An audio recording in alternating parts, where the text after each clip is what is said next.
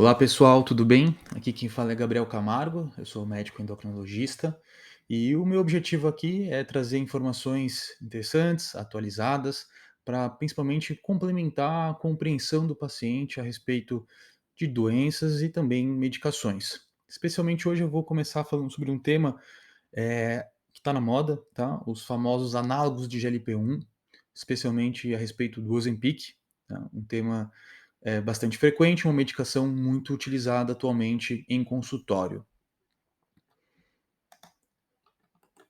Primeiramente, eu quero lembrar que, de forma bastante inteligente, uma molécula que já é naturalmente produzida pelos intestinos, tá? Durante o ato da alimentação. Então, a gente tem células especializadas nos nossos intestinos que vão produzir, então, uma molécula chamada de GLP-1, certo? E ela naturalmente faz parte da nossa fisiologia, desencadeando então respostas necessárias para que o ato da alimentação seja reduzido. Então, portanto, desencadeando saciedade, desencadeando uma sensação de estômago cheio. Tudo isso ocorre de forma natural e essa molécula, então, ela foi sintetizada de forma artificial e assim foram produzidas certas medicações, né? Então, mecanismos de ação são muito interessantes porque estamos lidando com uma situação onde uma molécula foi sintetizada baseado na fisiologia humana, né? E isso torna tudo bastante interessante e muito inteligente. Então, essa molécula, né, de GLP-1 é um peptídeo, tem múltiplos mecanismos de ação, né? Então, são moléculas multifuncionais. Uma delas, lembrando que essa medicação ela foi inicialmente criada para quê? Para tratar diabetes. Portanto, ela estimula sim a secreção de insulina, porém de uma forma glicose dependente. O que significa isso? Essa medicação ela não vai causar hipoglicemia, o que é uma grande vantagem.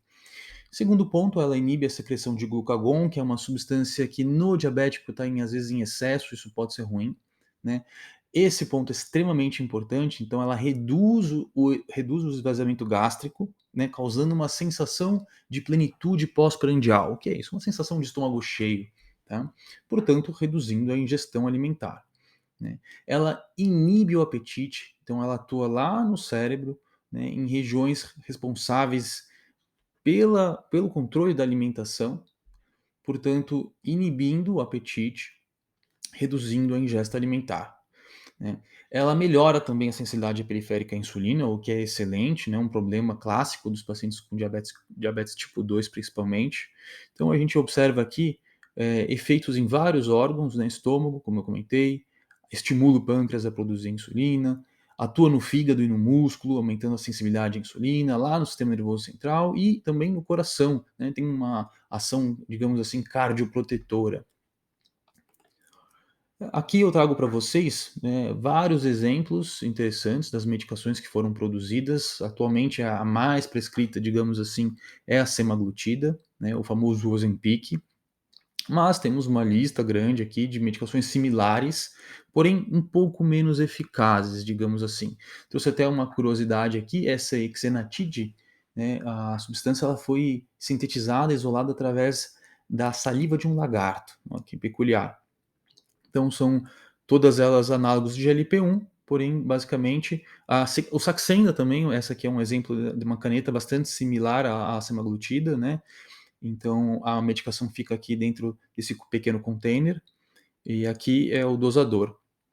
Então o Saxenda e a semaglutida são todos análogos de GLP-1, só que a grande vantagem da semaglutida, além de ser um pouco mais potente, ela é de aplicação semanal. Então, benefícios dos análogos de LP1 e também, principalmente, estou me referindo aqui ao Ozempic, né? Então, tratamento do diabetes tipo 2, certo? Muito importante. Uma revolução, uma medicação extremamente potente no tratamento dessa patologia. Tratamento da obesidade, devido a esses efeitos que eu comentei, né? Isso aqui é extremamente relevante, né? Redução do risco de AVC e de infarto, né? Então, reduz desfecho cardiovascular. O que significa isso? Basicamente, menos infarto, menos AVC, menos morte, tá? Então, uma medicação extremamente revolucionária nesse sentido. reduz a gordura no fígado, então todo o processo de emagrecimento muitas vezes é acompanhado com a redução da gordura no fígado, usamos o termo esteatose hepática, tá? Então basicamente um problema grande da obesidade, sobretudo quando ela é visceral, né, ou seja, um acúmulo, inadequado de gordura nos órgãos, né, não só essa gordura que a gente enxerga no subcutâneo do paciente, na barriga ali, mas também lá dentro nas vísceras, tem deposição de gordura e o fígado é um órgão que sofre, inclusive pode causar lesão e até mesmo cirrose, né. E por fim ainda tem de quebra essa vantagem de reduzir um pouco da pressão arterial, tá.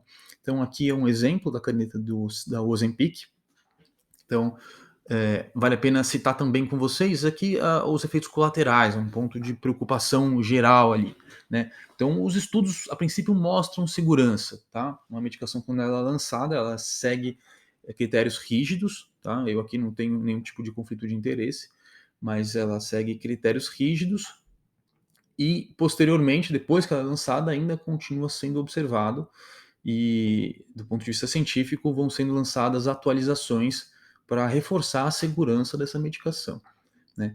De longe, muito comum náuseas e vômitos, tá? Principalmente náuseas, na verdade, quase até 50% dos pacientes têm, mas veja, em geral não é relevante e é transitório, tá? Isso a gente pode adaptar a dose para que o paciente se adapte e vá tolerando a medicação bem. Vômitos é infrequente, pode acontecer. Diarreia também infrequente, pode ocorrer. Em geral, não é relevante. Reações, pequenas reações alérgicas no local da aplicação, também é possível contornar com outras medicações. A pancreatite é um temor, tá? E foi um temor maior antigamente. Basicamente, se você tem o diagnóstico de pancreatite, está proibido a utilização. Se você já teve, vai ser necessário uma certa cautela, tá? Então isso o seu médico vai ter que estar habilitado a identificar essa situação e tratar eventualmente, manejar. Doenças da vesícula biliar e das vias biliares podem ocorrer, existe uma correlação de maior risco de doença da via biliar, carcinoma medular de tireoide e cânceres de tireoide, esse é um ponto importante, né? Lá nos estudos iniciais, isso aconteceu principalmente em roedores. Em seres humanos, a princípio, não é importante.